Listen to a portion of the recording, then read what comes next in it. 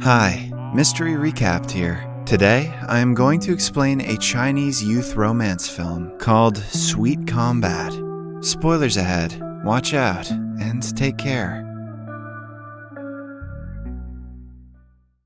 In the opening scene, we are introduced to Fang Yu, the best female MMA fighter in the state. She has only recently started taking part in official matches, but has had an unbeatable record. Her recent big win has caused a sensation in the media, making her even more popular. A flashback shows us Fang Yu telling her wealthy businessman grandfather that she wants to be a fighter. She was always expected to help the family business growing up, hence, her grandfather was very disappointed.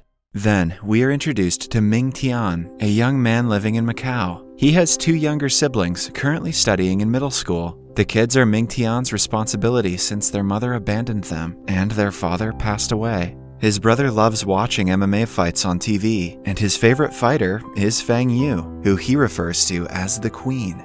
To earn for his younger siblings, Ming Tian had to drop out of college and start working as a delivery guy at a local restaurant. Currently, he is trying his best to get into a college with a decent scholarship to continue his education.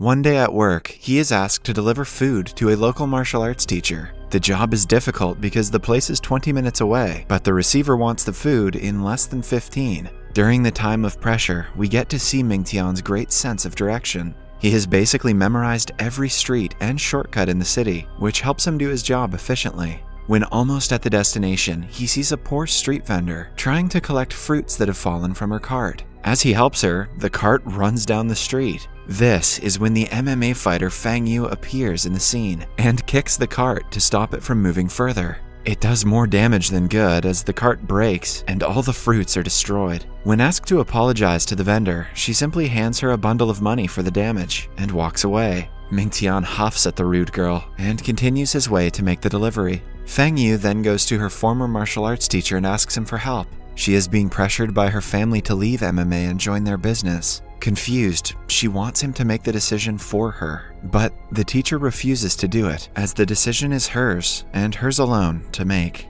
Just then, Ming Tian arrives, revealing that the customer who ordered the food is also the martial arts teacher. He and Fang Yu look at each other, but do not share a word before going their separate ways. On his way to the restaurant, Ming Tian gets an email from a college, offering to provide him a 70% scholarship. However, the college is in another state. He is confused if he should move for his education or stay, because his siblings are already accustomed to their life in Macau. To solve the dilemma, he goes to a wisdom fountain and asks the universe to show him the way. At the same time, Fang Yu is on the other side of the fountain, doing the same. They think for a while and come to a decision. Fang Yu decides to go through with her fighting career, while Ming Tian plans to move to another state. Ming Tian's boss is a kind man who helps him with the moving process and provides him a job as a delivery guy in the place he is moving to. He even offers Ming Tian money and resources if he needs them. In the following scene, we see Ming Tian and his siblings move into a new house. Although it is not the best neighborhood, the interior of the place is quite homely. The kids seem to love it, which ultimately makes Ming Tian happy. As the first piece of decoration, he puts a picture of him and his master on a shelf. It is revealed that he used to train in boxing with the master before his death. Following that, Ming Tian takes the kids to school, signs into his new job at a KFC, then finally goes to the college for the first time. He has been enrolled in the best sports college in the state, Zhangzi. Before this year, the college was all girls. In fact, Ming Tian will be one of the first guys to go to Zhangzi. However, when he walks in, he realizes he might be the only guy among hundreds of girls at the college. He starts to wonder if he misread the offer letter, because not a single man is in sight. The girls are intrigued by the only man, and it doesn't help that he is also very handsome.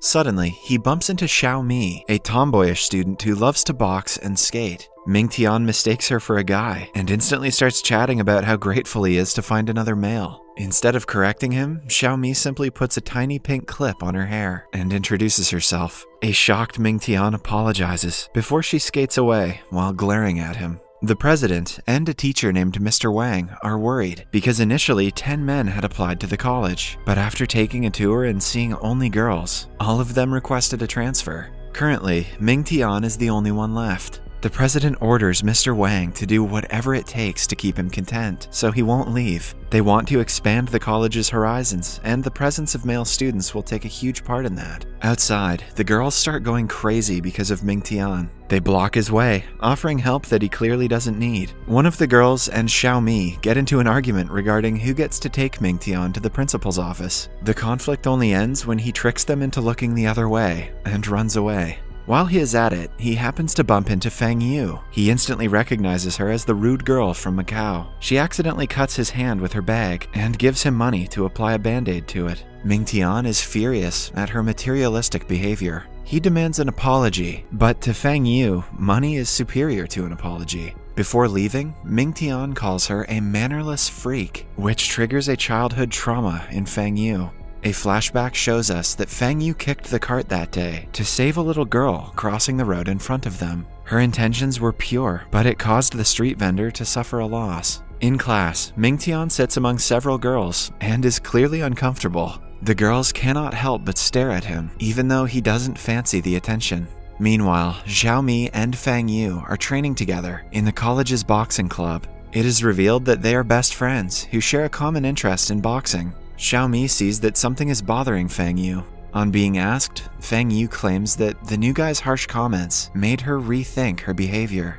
In the following scene, she is at home thinking about Mingtian yet again. A flashback shows us that when she was little, her parents refused to acknowledge that she was a girl. They always wanted a son, so when she was born, they treated her like one. She wasn't allowed to grow her hair or wear girly clothes. Her naive mind only understood that she was a girl when her younger brother was born. Only after his birth did her parents allow her to wear dresses. Overjoyed at finally being able to express herself, she went to her crush and gave him a gift. But since all her friends thought she was a boy, they called her a freak. The incident bothered her so much that she still struggles with her gender identity. Meanwhile, at Mingtian's home, his brother wakes up in his sleep and throws punches in the air. Mingtian laughs at his cuteness before realizing that the girl he argued with is his brother's idol. He thinks to himself that Fang Yu's eyes resemble his mother's eyes, which made him angrier than he should have been earlier that day. In college, Mingtian is continuously bothered by the girls, so much so that he can hardly concentrate on studying. The president and Mr. Wang, on the other hand, are overjoyed that he agreed to stay, but Mingtian is planning to transfer to another college, even though they provide less percentage of tuition scholarship. The college's diverse clubs are the distinguishing feature, unique to it. The students spend more time in the clubs, comparatively, than their studies.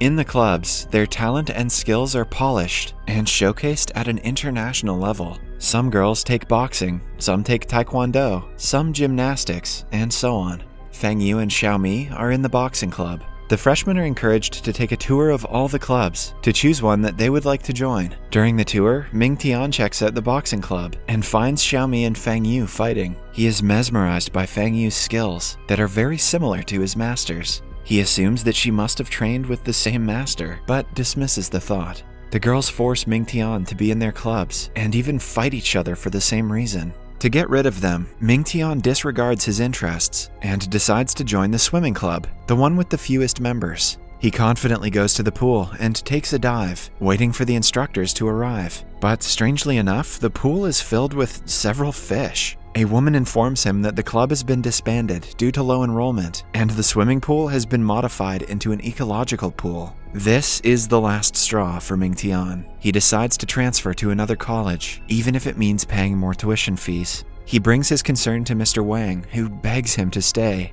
He even takes a picture of Mingtian to put its silhouette in front of the men's bathroom being constructed down the hall. But the honor isn't enough to make Mingtian stay. When he repeatedly requests, Mr. Wang reveals that the transferring process is quite easy. He will have to fill out a form and post it to the college's filing box. Mingtian does as told, but is faced with a slight problem when he goes to post the form. A group of women who claim to be the first graduates of the college stops him. They have been unofficially appointed by the president to stop Mingtian from getting to the filing box. The trained women easily defeat him and send him back to Mr. Wang's office. The teacher refuses to let Mingtian transfer, but offers him a more appealing deal. He promises to extend his student loan payment period to 30 years with 0 interest. Mingtian will be studying for free if he takes the deal. With his current financial condition, he doesn't want to miss such an opportunity. Still, the pressure of being the only guy among hundreds of girls is too much for him. He decides to consider the idea.